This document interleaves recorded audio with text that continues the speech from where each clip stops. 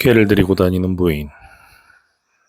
바닷가 거리에 새로운 얼굴이 나타났다는 소문이 자자했다. 개를 데리고 다니는 부인이 드미트리치 그로프도 얄타에서 지낸 지 벌써 2주일째라 이곳에 익숙해져서 새로운 얼굴들의 흥미를 가지게 되었다. 카페 베르나에 앉아있다가 그는 창밖으로 바닷가 거리를 지나가는 젊은 부인을 보았다. 키가 그리 크지 않은 금발의 여자로 베레모를 쓰고 있었다. 뒤에는 하얀 스피츠가 따라가고 있었다. 이후로 그는 그 여자를 도시의 공원에서, 내거리 광장에서 하루에도 몇 번씩 만났다. 그 여자는 혼자 늘 같은 베레모를 쓰고 하얀 스피츠를 들이고 산책했다. 아무도 그 여자가 누구인지 알지 못했으며 그래서 그 여자를 단순히 이렇게 불렀다. 개를 데리고 다니는 부인. 저 여자가 남편이나 친구와 함께 이곳에 오지 않았다면 사귀어 보는 것도 괜찮을 텐데 하고 그로프는 생각했다. 그는 마흔이 채 되지 않았지만 벌써 12살 난 딸 하나와 중학교에 다니는 아들 둘을 두었다. 그는 일찍 대학교 2학년 때 결혼했는데 지금 그의 아내는 그보다 1.5배는 더 늙어 보였다. 그의 아내는 키가 크고 뚱뚱하고 짙은 눈썹에 직설적이고 거만하며 자신을 스스로 사려 깊은 여자라고 말했다. 그의 아내는 책을 많이 읽었으며 유행하던 멋부린 철자법에 따라 남편을 드미트리가 아니라 지미트리라 불렀다. 그렇지만 그는 은근히 아내를 천박하고 속 좁으며 촌스럽다고 여기고 꺼려해서 집에 있기를 싫어했다. 이미 오래전부터 그는 바람을 피우기 시작해 여러 여자들과 어울러 다녔다. 아마도 그래서인지 여자들에 관해서라면 거의 언제나 나쁘게 말했고 그가 있는 자리에서 여자들 이야기라도 나오면 그들을 이렇게 불렀다. 저급한 인종. 쓰디쓴 경험을 충분히 했기 때문에 여자들을 내키는 대로 불러도 된다고 여겼지만 사실 그 저급한 인종이 없다면 그는 단 이틀도 살지 못할 것이다. 남자들만 있는 곳에서는 지루해했고 기분도 나빠 말도 나누지 않고 냉담했지만 여자들과 있을 때에는 자유로웠고 무슨 말을 하고 어떻게 처신해야 할지 알았다. 심지어 아무 말 하지 않아도 여자들과 함께 있으면 편안했다. 그의 외모나 성격, 기질 전체에는 매력적이면서도 좀처럼 알 수 없는 무언가가 있어서 그것이 여자들을 끌고 유혹했다. 그는 이 점을 알고 있을 뿐더러 그 또한 어떤 힘에 의해 여자들에게 이끌렸다. 잦은 경험, 정말로 쓰라린 경험을 자주 했기에 그는 이미 모든 정사는 처음에는 생활의 유쾌한 변화를 가져다주고 부드럽고 산뜻한 모험으로 생각되지만 점잖은 사람, 특히 속내를 잘 털어놓지 못하는 우유부단한 모스크비치들에게는 결국 아주 복잡한 문제로 커져 곤혹스럽게 되어버린다는 것을 잘 알고 있었다. 그렇지만 매력적인 여자와 새롭게 만날 때면 그 쓰라린 경험도 슬그머니 기억에서 사라져 제대로 살고 싶어졌고 모든 일이 정말이지 단순하고 유쾌하게 여겨졌다. 어느 해질 무렵 그가 노천 식당에서 식사를 하고 있는데 베레모를 쓴 그 부인이 옆 테이블에 앉으려고 천천히 다가왔다. 표정, 걸음걸이, 의상, 머리 모양에서 그는 그 여자가 점잖은 신분으로 남편이 있으며 얄타에는 처음 그리고 혼자 왔고 여기서 무료하게 지내고 있다는 것을 알아챘다. 이 지역의 부정한 풍속들 가운데 많은 부분이 사실이 아니며 할 수만 있다면 직접 저지르고 싶은 사람들이 그런 이야기들의 대부분을 지어낸다는 것을 그 또한 알고 있다. 그러나 그 부인이 세 발짝쯤 떨어진 옆 테이블에 앉자 손쉬운 승린이 산속의 유라민이 하는 것들이 생각나 바로 그 신속하고 순간적인 관계에 대한 이름도 성도 모르는 미지의 여인과 나누는 로맨스에 대한 유혹적인 상상이 불현듯 그를 사로잡았다. 그가 부드럽게 스피츠에게 손짓해 그 개가 다가오자 손가락으로 얼렀다. 스피츠가 으르렁대기 시작했다. 그로프가 다시 얼렀다. 부인이 그를 쳐다보고 곧 눈을 내리깔았다. 물지는 않아요. 그녀는 이렇게 말하고 얼굴을 붉혔다. 뼈를 줘도 될까요? 그녀가 고개를 거덕이자 그는 친절하게 물었다. 얄타에 오신 지 오래되셨나요? 5일째예요. 나는 벌써 2주일째랍니다. 잠시 침묵이 흘렀다. 시간은 빠르죠. 그런데 여기는 정말 지루하군요. 그녀가 그를 보지 않고 말했다. 흔히들 이곳이 지루하다고 말하죠.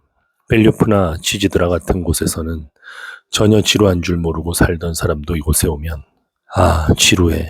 먼지투성이야. 라고 말합니다. 그라나다에서 오기라도 한 듯이 말입니다. 그녀가 웃음을 터뜨렸다. 그러고는 둘 다 묵묵히 낯선 사람들처럼 식사를 계속했다. 그렇지만 식사를 마치고 나서는 나란히 나왔다. 그리고 어딜 가든 무얼 말하든 상관하지 않는 한가롭고 여유있는 사람들이 나누는 농담 섞인 가벼운 대화가 시작됐다. 그들은 한가로이 거닐면서 묘한 바다의 빛깔에 대해 이야기했다. 무척 부드럽고 따뜻해 보이는 연보라빛 바닷물 위로 달빛이 금색선을 긋고 있었다. 그들은 뜨거운 낮이 지나도 여전히 무덥다고 이야기했다. 그로프는 자신이 모스크비치이며 인문학을 공부했으나 은행에서 일하고 있고 한때 오페라 가수가 되려고 연습했으나 그만두었고 모스크바에 집 두 채를 가지고 있다는 이야기들을 했다. 그리고 그녀가 페체르부르크에서 자랐으며 지금은 결혼하여 2년째 SC에서 살고 있고 얄타에는 앞으로 한 달쯤 더 머무를 거고 역시 휴식이 필요한 그녀의 남편도 어쩌면 이곳에 올지 모른다는 사실을 알았다. 그녀는 스스로도 우스워하며 자기 남편이라는 곳이 지방관청인지 지방의회인지 제대로 설명하지 못했다. 그리고 그로프는 그녀의 이름이 안나 세르게예브나라는 것도 알게 되었다. 이후 자신의 호텔방에 돌아온 그는 그녀를 떠올리며 내일도 틀림없이 그녀와 만나게 될 거라고 생각했다. 당연히 그럴 것이다.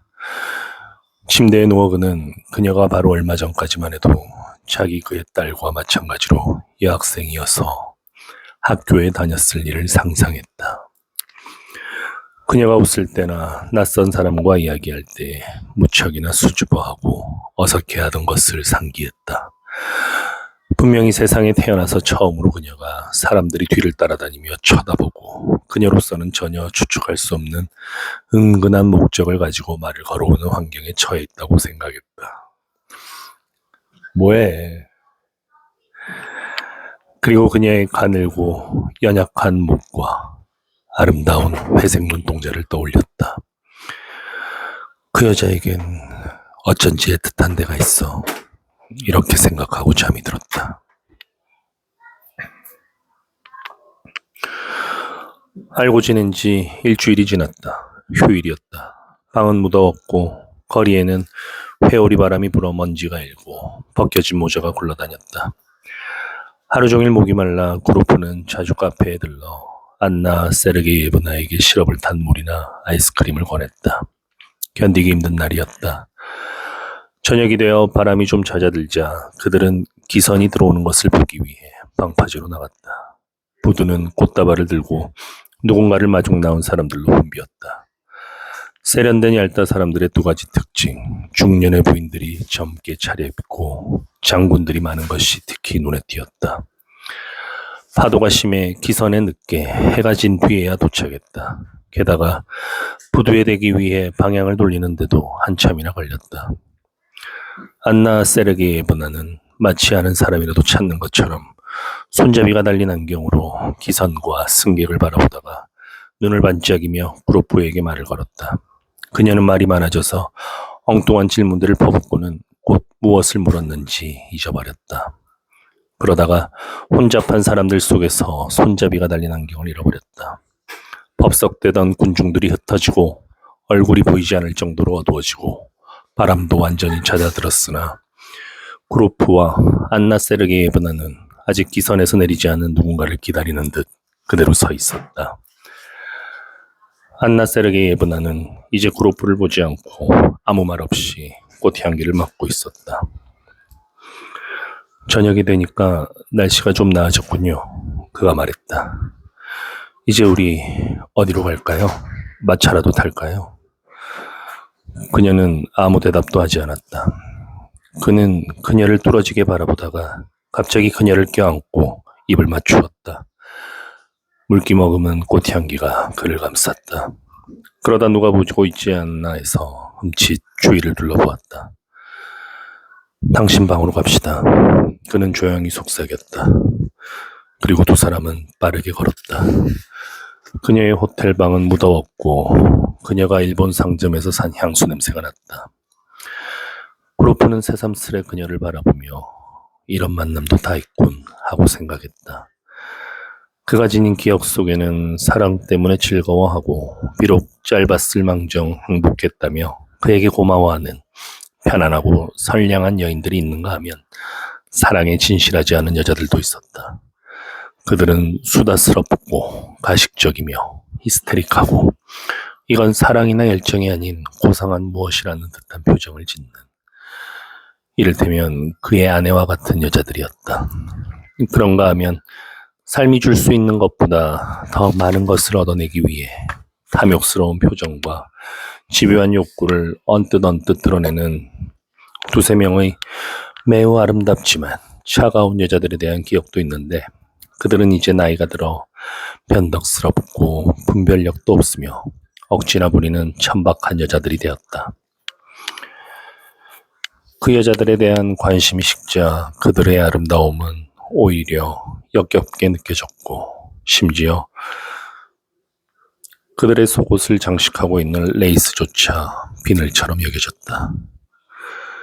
그런데 지금은 누군가 갑작스럽게 문을 두드릴 때 느끼는 그런 당혹스러움과 같은 서투른 감정. 미숙한 아이들의 수줍음과 어색함이 있을 뿐이다. 안나 세르게이예브나, 이 개를 데리고 다니는 부인은 이 일을 꽤나 특별하고 심각하게 여기며 마치 자신이 타락한 여자가 되어버린 듯한 태도를 취해서 그에게는 그것이 기이하고 어색해 보였다.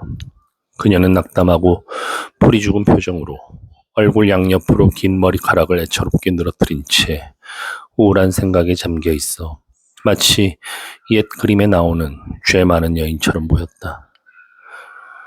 잘못됐어요. 그녀가 말했다. 당신은 더 이상 저를 존중하지 않겠죠. 호텔방의 테이블 위에는 수박이 놓여 있었다. 그로프는 한 조각을 잘라서 천천히 먹기 시작했다. 침묵 속에서 반 시간 이상이 지났다. 안나 세르게이예브나는 애처로워 보였고 그녀에게서 착실하고 순진하며 세상 일에 닳지 않은 여인의 순결함이 느껴졌다. 테이블 위에서 외로이 타오르는 촛불이 희미하게 그녀의 얼굴을 비추고 있었다. 그녀의 마음이 무거워 보였다. 내가 당신을 존중하게 않게 되다니요. 그로프가 물었다. 무슨 뜻인지 모르겠군요. 하나님, 저를 용서하세요. 눈에 눈물을 머금고 그녀가 말했다. 무서워요. 변명할 필요는 없습니다. 제가 무엇으로 변명하겠어요.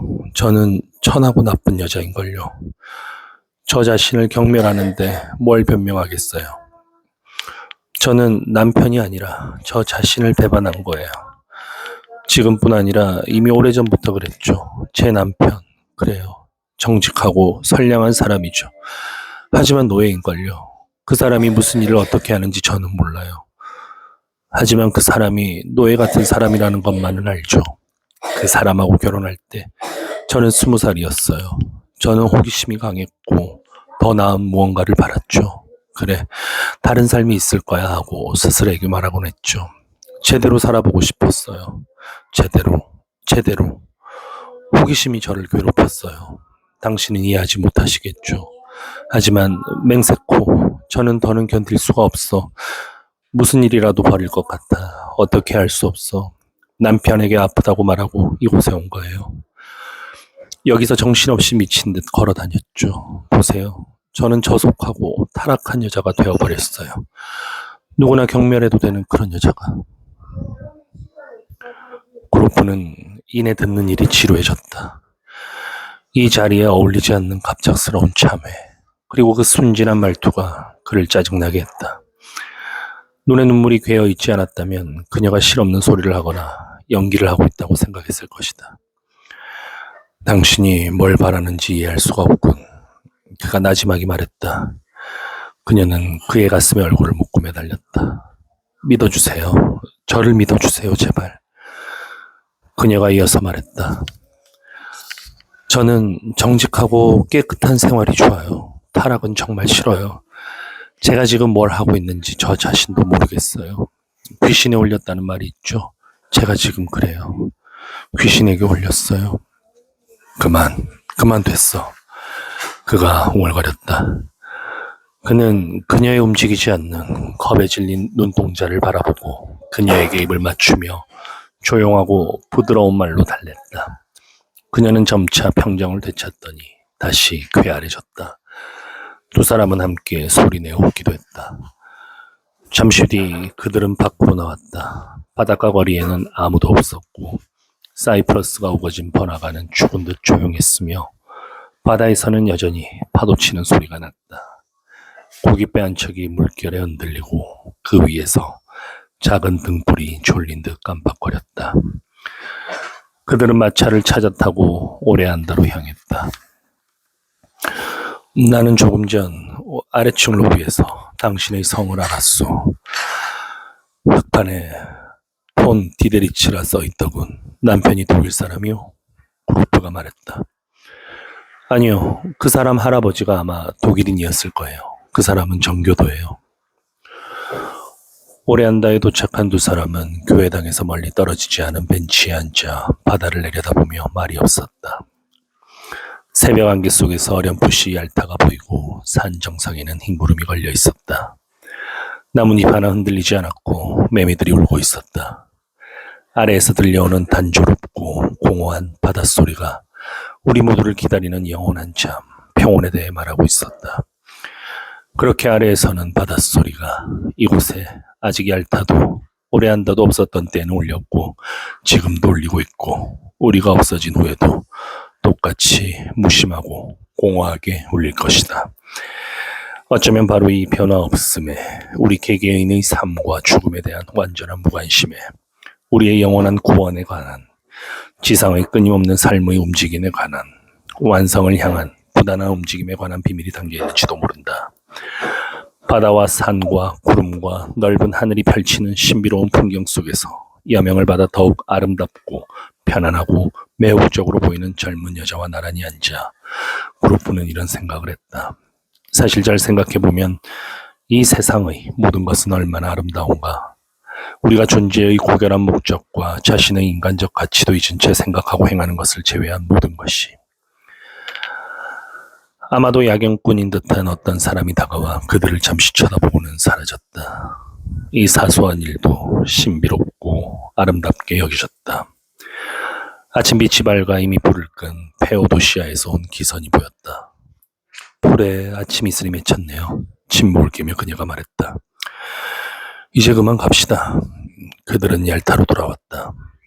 이후 그들은 매일 한낮에 바닷가 거리에서 만나 함께 가볍게 점심을 먹고 저녁 식사도 했으며 산책을 하거나 황홀하게 바다를 바라보기도 했다. 그녀는 잠을 제대로 못 잤다느니 심장이 몹시 뛴다느니 하며 불평을 늘어놓거나 때로는 질투심에 때로는 걱정에 지쳐 그가 자기를 정말로 존중하지 않는 것 아니냐며 언제나 같은 질문을 퍼부었다.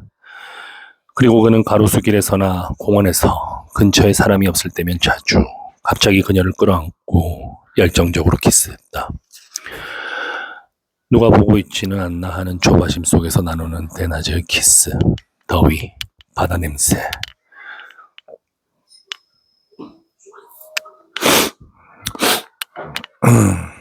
언제나 눈앞에서 지나다니는 세련되고 포만감에 젖어있는 한가한 사람들. 그런 가운데서 아무 하는 일 없이 지내는 생활이 그를 다른 사람으로 만든 듯했다. 그는 안나 세르게이 예브나에게 아름답고 매력적이라고 말하며 정열에 젖어 그녀로부터 한 발짝도 떨어지지 않으려 했다. 그녀는 곧잘 생각에 잠겨 그가 자신을 존중하지 않고 조금도 사랑하지 않으며 천박한 여자로 여기지 않는지 고백하라고 졸라댔다. 거의 매일 저녁 늦은 시간에 그들은 마차를 타고 도시 밖으로 오래한다로 혹은 폭포가 있는 곳으로 나갔다. 이런 짧은 여행은 언제나 아름답고 장엄한 인상을 가져다 주었다. 그들은 그녀의 남편이 올 줄 알았다. 그런데 남편으로부터 눈병을 심하게 앓고 있으며 하루라도 빨리 집으로 돌아오라는 편지가 왔다. 안나 세르게예브나는 서두르기 시작했다. 잘 됐어요. 저는 떠나야 돼요. 그녀가 브로프에게 말했다. 그럴 수밖에 없는 운명이니까요. 그녀는 마차를 타고 역으로 출발했고 그가 그녀를 배웅했다. 역까지는 거의 하루가 걸렸다. 급행열차에 자리를 잡고 앉은 후 출발을 알리는 두 번째 벨이 울렸을 때 그녀가 말했다. 한 번만 더 당신의 얼굴을 볼게요. 한 번만 더. 네, 그렇게.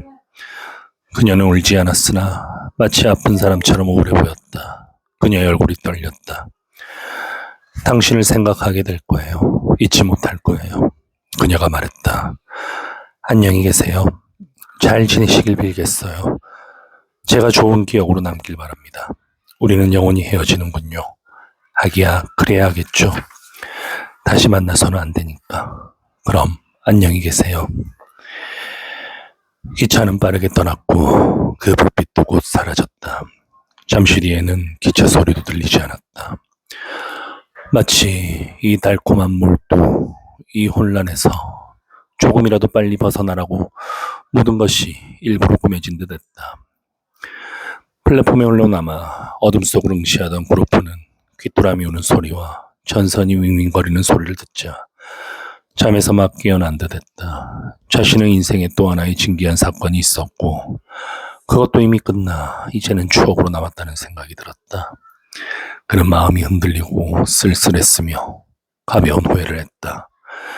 그가 더 이상 만날 수 없는 이 젊은 여인은 그와 함께 있을 때 진정으로 행복하지 못했다.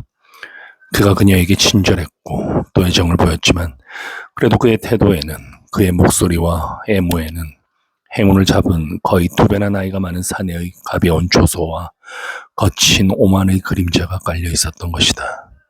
그녀는 늘 그를 선량하고 특별하며 고상하다고 말했으니 분명히 그는 그녀에게 본래의 모습으로 보이지 않았던 것이다.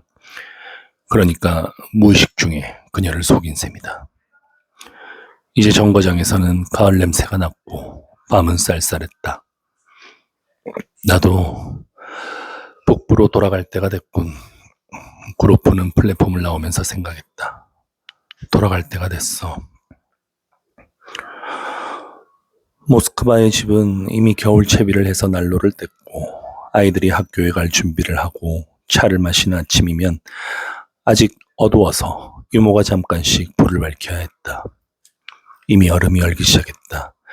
첫눈이 내려 썰매를 처음 타는 날에는 하얀 땅과 지붕을 바라보는 일이 즐겁고 숨쉬는 것도 상쾌하고 달콤하다. 이런 때가 되면 어린 시절이 떠오른다. 서리를 맞아 하얗게 된 푸근한 모습의 보리수나무와 자작나무, 고목은 사이프러스나 종려나무보다 더 친근해 그 옆에 있으면 산과 바다가 생각나지 않는다. 그루프는 모스크바 출신이다. 기분 좋게 추운 날 모스크바에 돌아온 그의 털 외투를 입고 따뜻한 장갑을 끼고 페트로프카 거리를 걷고 있노라면, 토요일 저녁 종소리를 듣고 있노라면 얼마 전의 여행과 그가 머물렀던 장소들에 대한 매력이 사라졌다. 점차 그는 모스크바 생활에 젖어들어 하루에 3종류의 신문을 탐욕스럽게 읽으면서도 모스크바 신문은 보지 않는 게 원칙이라고 말하고 다녔다. 이제 그는 레스토랑, 클럽, 초대 만찬, 기념식에 마음이 끌렸고 자기 집에 유명한 변호사들과 예술가들이 방문한다거나 의사 클럽에서 교수와 카드 친다는 것을 은근히 우쭐거리고 다녔다. 이제 접시에 가득한 훈제고기와 양배추도 먹어치우게 되었다. 한 달쯤 지나면 안나 세르게예브나도 기억에서 희미해져 아주 가끔 다른 사람들처럼 측은한 미소를 띠고 꿈속에나 나타날 거라고 그는 생각했다. 그렇지만 한 달도 더 지났고 겨울도 깊었건만 기억 속에서 안나 세르게예브나는 마치 어제 헤어진 것처럼 또렷이 떠올랐다. 기억은 더 생생해져갔다. 그의 서재에서 아이돌의 목소리가 저녁의 정적을 가르고 들릴 때면, 레스토랑에서 노래나 오르간 연주를 들을 때면, 벽난로에서 눈보라치는 소리가 윙윙거릴 때면 기억 속에서 모든 것이 되살아났다.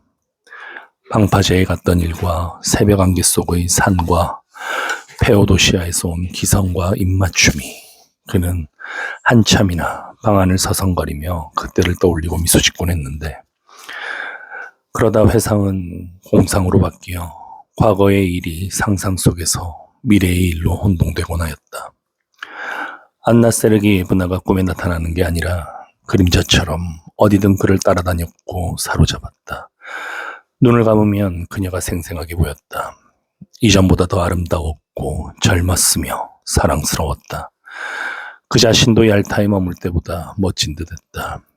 그녀는 밤마다 책장에서, 벽난로에서, 방 안 한 구석에서 그를 바라보았고, 그는 그녀의 숨소리와 부드러운 옷자락 소리를 들었다.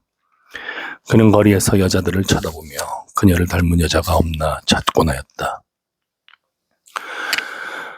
그러다 견딜 수 없이 누군가에게 자신의 추억을 털어놓고 싶어졌다. 그렇지만 집에서 말할 수도 없는 일이었고, 집 밖에는 그럴 상대가 없었다. 이웃 주민들에게 이야기할 수도 없었고, 그렇다고 은행에 그럴 만한 상대가 있는 것도 아니었다. 그런데 도대체 무엇을 말한단 말인가? 과연 그가 그때 사랑을 했던가? 과연 그와 안나 세르게예브나의 관계에 뭔가 아름다운 것, 시적인 것, 아니면 유익하거나 순수하게 관심을 끌만한 것이 있긴 했는가? 그래서 어쩔 수 없이 막연하게 사람과 여자에 관해서 이야기했지만, 누구도 그 속뜻을 알아채지 못했고, 그의 아내만이 짙은 눈썹을 실룩거리며 이렇게 말했다. 지미트리, 당신에게는 멋쟁이 역할이 어울리지 않아요. 어느 날 밤 의사클럽에서 카드놀이를 함께했던 관리와 밖으로 나오면서 그는 참지 못하고 말했다. 아시겠어요? 나는 얄타에서 아주 매력적인 여성과 사귀었단 말입니다. 관리는 썰매를 타고 출발하다 갑자기 뒤돌아보며 이름을 불렀다. 드미트리치. 네, 조금 전 당신이 한 말이 옳았소. 그 철갑상어는 냄새가 아주 고약했어. 평소에 하던 이 평범한 말이 어쩌면 갑자기 구로프를 짜증나게 했다. 이 말이 모욕적이고 불결하게 여겨졌다. 얼마나 야만적인 습관들이며 야만적인 사람들인가. 정말 의미 없는 매일 밤이고 흥미도 가치도 없는 나날들이다. 미친 듯한 카드놀이, 복식, 복음, 끝없이 이어지는 시시한 이야기들, 쓸데없는 일과 시시한 대화로 좋은 시간과 정력을 빼앗기고 결국 남는 것은 꼬리도 날개도 잘린 삶, 실없는 농담뿐이다. 정신병원이나 감옥에 갇힌 듯 벗어날 수도 도망칠 수도 없다. 그날 밤 구로프는 화가 나 한숨도 못 잤고 다음 날 하루 종일 머리가 아팠다. 이어지는 밤마다 그건 제대로 잠을 이루지 못해 침대에 걸터 앉아서 생각에 잠기거나 방 안을 서성거렸다. 아이들도 귀찮았고 은행 일도 귀찮았고 아무 데도 가고 싶지 않았고 아무 말도 하고 싶지 않았다. 12월에 휴가가 주어지자 그는 여행을 준비했다. 아내에게는 한 청년의 취직 자리 때문에 페체르부르크에 다녀오겠다고 말하고 SC로 떠났다. 무슨 일 때문에? 그 자신도 몰랐다. 그저 안나 세르게예브나를 보고 싶었고 가능하면 만나서 이야기하고 싶었다. 오전에 SC에 도착한 그는 호텔의 가장 좋은 방에 들었다. 바닥에는 회색의 군복천이 깔려 있었고 탁자에는 잉크 스탠드가 먼지로 인해 회색 빛을 띤 채 놓여 있었다. 잉크 스탠드에 장식된 말탄 기수의 상은 목이 떨어져 나간 채 모자를 든 손을 지켜들고 있었다. 호텔 수위가 그에게 필요한 정보를 알려주었다. 폰디데리츠는 호텔에서 멀지 않은 구 곤차르나야 거리의 자기 저택에서 부유하고 호화롭게 살고 있으며 자기 소유의 마차를 가지고 있고 이 도시에서 그를 모르는 사람은 아무도 없다는 것이었다. 호텔 수인은 그 사람 이름을 이렇게 발음했다. 드리드리츠. 구로프는 서두르지 않고 구 곤차르나야 거리로 나가 집을 찾았다. 집 바로 앞에 못질을 한 회색의 긴 울타리가 펼쳐져 있었다. 이런 울타리는 쉽게 넘어갈 수 있겠군 하고 생각하며 구로프는 울타리와 창문을 번갈아 쳐다보았다. 그는 여러 가지 생각을 해보았다. 오늘은 휴일이니까 남편이 아마도 집에 있을 거다. 어쨌거나 집으로 들어가 그녀를 당황하게 하는 것은 좋은 방법이 아니다. 메모를 보냈는데 혹시 남편 손에라도 들어가게 되면 모든 것이 다 허사가 된다. 가장 좋은 것은 우연히 만나는 거다. 그리고 그는 울타리 근처 거리에서 서성대며 만남을 기다렸다. 그러다 거린 한 명이 대문 안으로 들어가고 개들이 덤벼드는 것을 보았다. 1시간쯤 뒤에는 피아노 치는 소리가 희미하게 들렸다. 아마도 안나 세르게예브나가 치는 것일 거다. 갑자기 현관문이 열리더니 한 노파가 나오고 그 뒤를 따라 낯익은 하얀 스피츠가 뛰어나왔다. 구로프는 개를 부르고 싶었으나 갑자기 심장이 뛰고 흥분하여 그만 그 개 이름을 잊어버렸다. 계속 서성거리고 있으려니 점차 회색 울타리가 싫어졌다. 그리고 초조해져 어쩌면 안나 세르게예브나가 이미 글을 읽고 다른 사람과 즐겁게 지내고 있으며 이런 기분 나쁜 울타리를 아침부터 밤까지 보고 살 수밖에 없는 젊은 여자라면 당연히 그럴 거라는 생각이 들었다. 몰라? 그거 그때 2개 짝으로 산 거 아니야? 아빠가 산 거야? 글쎄 그때 제주도 가서 산 거 아니야? 그는 호텔 방으로 돌아와 어떻게 해야 할지 몰라 오랫동안 소파에 앉아 있다가 식사를 하고 잠이 들었다. 이런 어리석고 한심한 일이. 잠에서 깨어나 어두워진 창밖을 바라보며 그는 생각했다. 벌써 저녁이 되었다. 어쩌자고 이렇게 잔 거야. 이 밤중에 뭘 어쩌자는 거야. 병원에서나 볼 수 있는 회색의 싸구려 모포가 덮인 침대에 걸쳐 앉아 그는 자신에게 짜증을 냈다. 이렇게 해서 개를 데리고 다니는 부인을 만나겠다고, 이렇게 해서 만날 수 있을 거라고, 정말 딱하구나. 이날 아침에 역에서 게이샤의 초연을 알리는 매우 커다란 글씨로 된 포스터가 그의 눈에 띄었다. 이것이 생각나자 그는 곧장 그 장으로 갔다. 그녀가 초연을 보러 올 가능성은 매우 높아 하고 그는 생각했다. 극장은 초만원이었다. 지방극장이라면 어디나 그렇듯이 샹들리에 위로 연기가 자욱했고 2층 객석은 소란스러웠다. 공연이 시작되기 전 지방의 멋쟁이들이 뒷짐을 지고 첫 번째 열에 서 있었다. 현 지사의 지정 박스 앞자리에는 지사의 딸이 모피 목도리를 두르고 앉아 있었고 지사 자신은 두꺼운 커튼 뒤에 정중하게 앉아 있어 손만 보였다. 막이 흔들리고 오케스트라는 한참이나 조율했다. 관객들이 들어와 자리에 앉는 시간 내내 구로프는 열심히 둘러보았다. 이때 한 여자가 객석에 들어왔는데 안나 세르게예브나였다. 그녀는 3번째 열에 앉았다. 그녀를 본 순간 구로프의 심장은 터질 듯 했다. 그리고 지금 자신에게 그녀보다 이 세상에서 더 가깝고 소중한 사람은 없다는 것을 분명히 깨달았다. 시골의 군중 속에 묻혀있는 이 조그만 연인. 손잡이가 달린 평범한 오페라 글라스를 손에 들고 있는 전혀 두드러지지 않는 그녀가 지금 그의 삶을 가득 채우고 있고 그의 슬픔이고 기쁨이며 이 순간 그 자신이 원하는 유일한 행복이었다. 보잘것없는 오케스트라와 이류 바이올린 주자가 연주하는 소리 속에서 그는 그녀가 얼마나 아름다운지 생각했다. 한 젊은 남자가 안나 세르게예브나와 함께 들어와 나란히 앉았다. 짧은 구렛나루를 기르고 매우 키가 크고 등이 굽은 남자였다. 그는 걸을 때마다 줄곧 절이라도 하는 듯이 고개를 끄덕였다. 그녀가 얄다해서 흥분하며 노예와 같다고 말한 남편이 틀림없을 것이다. 사실 그 남자의 긴 얼굴, 구렛나루 조금 벗겨진 이마에는 노예 같은 비굴함이 담겨 있었으므로 구로프는 달콤한 미소를 지었다. 그 남자의 단추구멍에서는 학위 배지 같은 것이 웨이터의 번호표처럼 빛나고 있었다. 첫 번째 막간 휴식 시간에 남편이 담배를 피우러 나가서 그녀가 혼자 좌석에 앉아 있었다. 같은 아래층에 자리를 잡았던 구로프가 그녀에게 다가가 힘겹게 미소를 지으며 떨리는 목소리로 말했다. 안녕하셨습니까? 그를 쳐다본 그녀의 얼굴이 창백해졌다.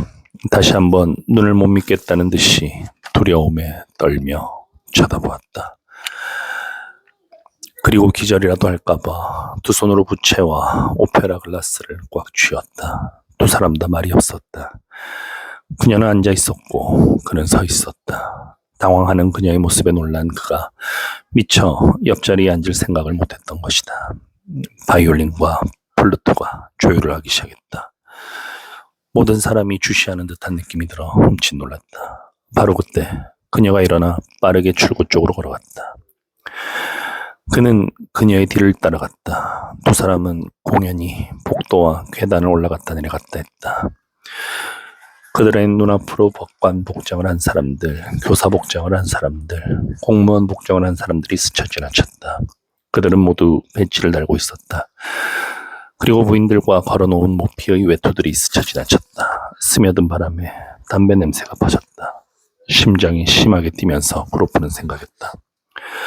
오, 하느님, 이 사람들, 이 오케스트라는 대체 왜... 그 순간 갑자기 그날 저녁 역에서 안나 세르기예브나를 배웅했을 때 그녀가 모든 것이 끝났다. 우리는 다시 만나서는 안 된다 하고 자신에게 말했던 것을 떠올렸다. 하지만 끝나려면 아직도 멀었다. 측면 좌석 입구라고 쓰인 좁고 어두운 계단에서 그녀가 멈추어 섰다. 당신 때문에 얼마나 놀랐는지 몰라요. 여전히 창백하고 당황한 표정으로 힘겹게 숨을 내쉬며 그녀가 말했다. 당신 때문에 얼마나 놀랐는지 몰라요. 죽는 줄 알았어요. 대체 왜 오신 거죠? 왜? 이해해 주시오, 언나. 이해해 주시오. 그는 낮은 목소리로 서둘러 말했다. 제발 이해해 주시오.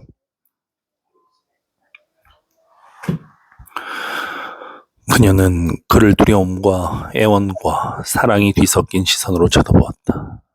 그의 모습을 더 확실히 기억하려는 듯 뚫어지게 쳐다보았다. 저는 정말 괴로워요. 그녀는 그의 말을 듣지 않고 계속 말했다. 저는 언제나 당신을 생각했어요. 당신 생각으로 살았어요. 그렇지만 잊으려 했는데 도대체 왜 오셨어요? 위쪽 층계참에서 두 명의 학생이 담배를 피우며 아래를 내려다보고 있었다. 하지만 구로프는 신경도 안 쓰고 안나 세르기예브나를 끌어당겨 그녀의 얼굴에, 볼에, 손에 입 맞추기 시작했다. 이러지 마세요. 이러지 마세요. 그를 밀쳐내면서 그녀가 두려움에 휩싸여 말했다. 우리는 둘 다 미쳤어요. 오늘 당장 떠나세요. 지금 떠나세요. 당신에게 간절히 부탁드리는 거예요. 간절히. 사람들이 와요. 계단 아래서 누군가가 올라왔다. 떠나셔야 해요. 안나 세르게예브나가 작은 소리로 계속했다. 아시겠어요, 드미트리치? 제가 모스크바로 당신을 찾아갈게요. 저는 행복했던 적이 없어요. 지금도 불행하죠? 그리고 앞으로도 절대 행복하지 못할 거예요. 절대로. 더 이상 저를 괴롭히지 말아주세요. 맹세해요. 제가 모스크바로 가겠어요. 그러니 지금은 헤어져요. 저에게 소중한 사랑하는 당신, 지금은 헤어져요. 그녀는 그의 손을 잡고 나서 빠르게 계단을 내려갔다. 계속 뒤를 돌아보면서 그녀의 눈에서 정말 그녀가 행복하지 않다는 것을 알 수 있었다. 그루프는 잠시 서 있다가 주위가 조용해진 후 자신의 외투를 찾아들고 극장을 떠났다.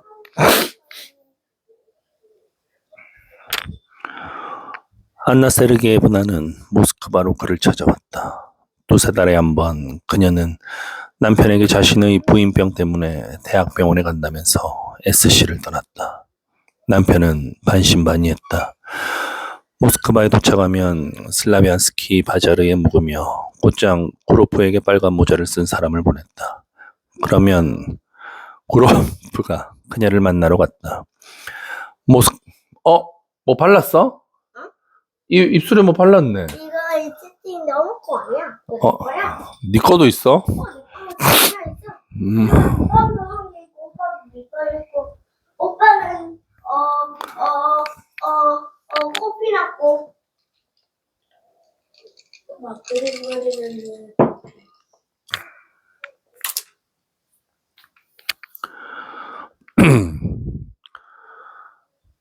모스크바에 도착하면 슬라비안스키 바자르에 묵으며 곧장 구로프에게 빨간 모자를 쓴 사람을 보냈다. 그러면 구로프가 그녀를 만나러 갔다. 모스크바에서 이 일을 아는 사람은 아무도 없었다. 어느 겨울 아침에도 그는 그녀에게 가고 있었다. 심부름꾼이 전날 저녁에 왔으나 그때 그는 없었다. 도중에 있는 학교까지 바래다 주려고 딸과 함께 갔다. 습기를 머금은 눈이 펑펑 쏟아졌다. 지금 기온은 3도인데 그래도 눈이 내리는구나. 구로프가 딸에게 말했다. 하지만 따뜻한 건 땅의 표면이지 대기의 상층에서는 기온이 전혀 다르단다. 아빠, 그럼 왜 겨울에 천둥이 치지 않아요? 그것도 설명해 주었다. 그는 말하면서 이런 생각을 했다. 지금 그녀를 만나러 가지만 이를 아는 사람은 한 명도 없다. 아마 앞으로도 알지 못할 것이다. 자신에게 두 개의 생활이 있다. 하나는 원하는 사람이라면 누구나 볼 수도 있고 알 수도 있는 그런 공개된 상대적 진실과 상대적 거짓으로 가득 찬 주위 사람들의 삶과 아주 닮은 그런 생활이다. 다른 하나는 은밀하게 흘러가는 생활이다. 우연히 이상하게 얽힌 어떤 사정에 의해 그에게 소중하고 흥미로우며 반드시 있어야 하는 것. 그 속에서라면 그가 진실하고 또 자신을 속이지 않아도 되는 그의 생활의 핵심을 차지하는 그런 모든 것은 다른 사람들에게 알려질 수 없다. 반면에 진실을 숨기기 위해 자신을 감추는 그의 가식, 껍데기인 모든 것, 이를테면 은행에서의 일, 클럽에서의 토론, 그의 저급한 인종인 아내와 함께 가는 기념식, 이런 모든 것은 공개되어 있었다. 그래서 그는 언제나 자신의 경우처럼 남들을 판단해서 눈에 보이는 것을 가장 믿지 않았고 누구나 밤의 덮개 같은 비밀 아래에서 자신만의 가장 흥미로운 진짜 생활을 살고 있다고 생각하게 되었다. 각자 개인의 생활은 비밀 속에서 유지되며 아마도 부분적으로는 그런 이유 때문에 교양 있는 사람들이 그토록 예민하게 사생활의 비밀이 보장되어야 한다고 강조하는지도 몰랐다. 딸을 학교까지 바래다 준 구로프는 슬라비안스키 바자르로 향했다. 그는 아래층에서 털외투를 벗고 위층으로 올라가 조용히 노크했다. 그가 좋아하는 회색 옷을 입은 안나 세르게예브나가 여행과 걱정에 지친 채 어제 저녁부터 그가 오기를 기다리고 있었다. 창백한 그녀는 그를 보면서도 미소조차 짓지 못했지만 곧장 그의 가슴에 안겼다. 2년이나 못 만난 것처럼 그들의 키스는 길고 오랫동안 계속되었다. 어떻게 지냈소? 그가 물었다. 별일은 없고. 잠깐만요. 말씀드릴게요. 잠깐만요. 그녀는 우느라 말을 하지 못했다. 몸을 돌려 손수건으로 눈을 가렸다. 울게 내버려 둬야지. 앉아서 기다리면 돼. 그렇게 생각한 그는 안락의자에 앉았다. 잠시 후 그는 배를 눌러 차를 주문했다. 그가 차를 마시는 동안 그녀는 창문을 향해 서 있었다. 그녀는 자신들의 생활이 서글프게 되었다는 비참한 생각에 감정이 격해져 온 것이다. 그들은 몰래 마치 도둑처럼 사람들의 눈을 피해서만 만날 수 있다. 어찌 그들의 생활이 파괴되지 않았다고 할 수 있겠는가? 이제 그만, 그가 말했다. 그는 그들의 이 사랑이 쉽게 끝나지 않으리라는 것을 잘 알고 있었다. 그 끝이 언제일지 알 수 없었다.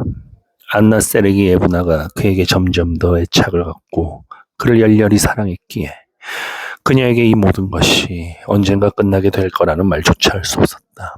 그렇게 말한다 해도 그녀는 믿지 않을 것이다.